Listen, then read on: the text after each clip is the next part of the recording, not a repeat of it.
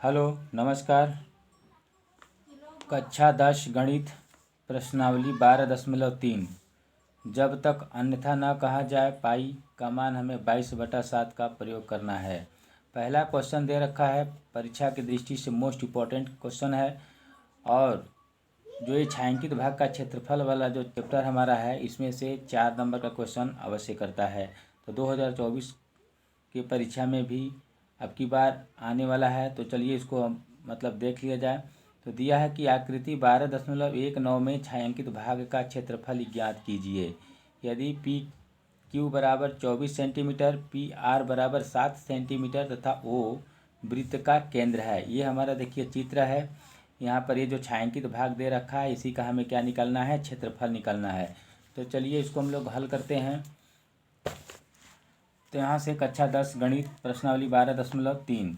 अब जैसे मान लीजिए हमारा यहाँ पर एक वृत्त है। अब यहाँ से देखिए एक पॉइंट बिंदु यहाँ लेते हैं, एक बिंदु यहाँ लेते हैं, इसका हम फिगर बनाते हैं। तो मान लीजिए इस बिंदु से इस बिंदु को हमने इसको मिलाया और एक यहाँ से ये है हमारा, देखिए ये हमारा क्या है, वो है केंद्र है।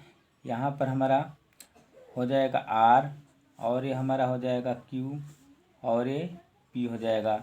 अब देखिए छायांकित भाग का क्षेत्रफल पूछा है। अब इस भाग का हमें क्या पूछा है, क्षेत्रफल पूछा है। इस भाग का क्षेत्रफल कैसे निकलेगा? यहाँ से इस भाग का जब क्षेत्रफल हमें पहले निकालने से पहले हमें कुछ चीज़ें दिया है, तो यहाँ पर लिख लेंगे दिया है। जो चीज़ें हमें दे रखा है उसको हम लिख लेंगे। तो यहाँ से दे रखा है हमें पी आर बराबर के हमें दे रखा है 7 सेंटीमीटर और पी क्यू बराबर हमें दे रखा है 24 सेंटीमीटर। अब देखिए यहाँ से जो हमें पी आर दे रखा है, पी आर मतलब ये दे रखा है हमें 7 सेंटीमीटर का, और पी क्यू है हमें दे रखा है 24 सेंटीमीटर का। तो अब हमें क्या निकालना, देखिए अब यहाँ से ये समकोण त्रिभुज है। समकोण त्रिभुज के सामने वाली भुजा क्या होती है, कर्ण। तो ये हमारा क्या हो जाएगा, आधार, और ये हमारा क्या हो जाएगा, लंब। हमें आधार और लंब मालूम है, कर्ण मालूम नहीं है। तो हम किसका प्रयोग करेंगे, तो पाइथागोरस प्रमेय का प्रयोग करेंगे। तो यहाँ लिख लेंगे कि पाइथागोरस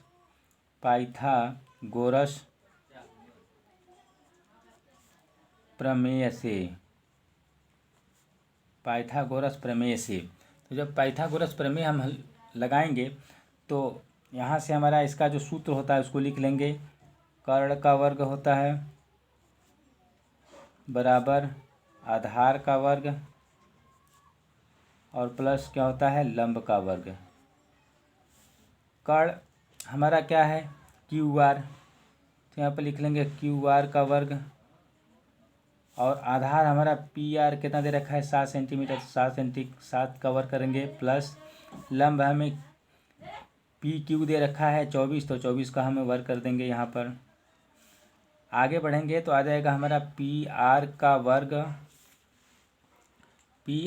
वर्ग बराबर 7 कवर करेंगे तो 7 7 49 प्लस 24 कवर करेंगे तो आ जाएगा हमारा 576।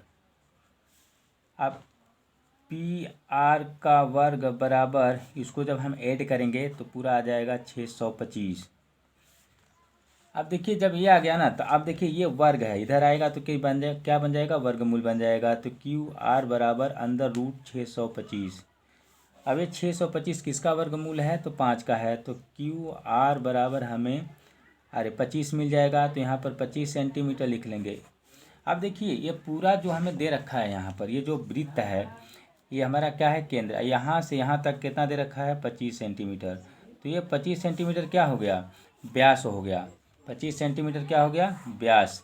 तो आप देखिए यहाँ से लिख लेंगे कि जो हमें व्यास दे रखा है, व्यास हमारा कितना आया है, डी बराबर के 25 सेंटीमीटर। व्यास हमें डी बराबर कितना मिला है, 25 सेंटीमीटर। तो आर इसका क्या होगा, आर बराबर त्रिज्या निकालेंगे तो d/2 होता है, तो आ जाएगा हमारा 25/2। तो आर बराबर हमें क्या मिलेगा, 25/2 मिल जाएगा सेंटीमीटर। ये हमें देखिए आर मिल गया यहाँ से। अब हमें निकालना है कि छायांकित भाग का क्षेत्रफल। तो छायांकित भाग का क्षेत्रफल कैसे निकलेगा? देखिए, ये जो हमारा छायांकित, यहाँ पर लिख लेंगे कि छायांकित भाग का क्षेत्रफल, छायांकित भाग का क्षेत्रफल बराबर क्या होता है? ये अर्धवृत्त में से, इस अर्धवृत्त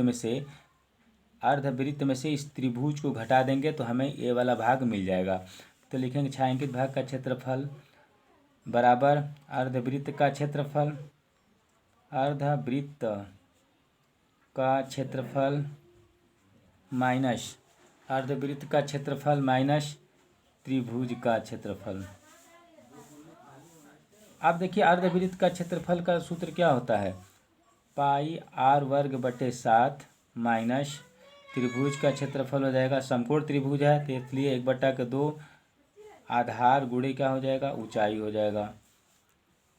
अब यहाँ से भरेंगे मान इसका, तो आप पाई का मान हमारा 22/7 गुणे में r कितना है? तो 25/2 गुणे 25/2, यहाँ पर बटे में क्या है? 7 है, माइनस आ जाएगा हमारा 1/2 गुणे हमारा आधार कितना है?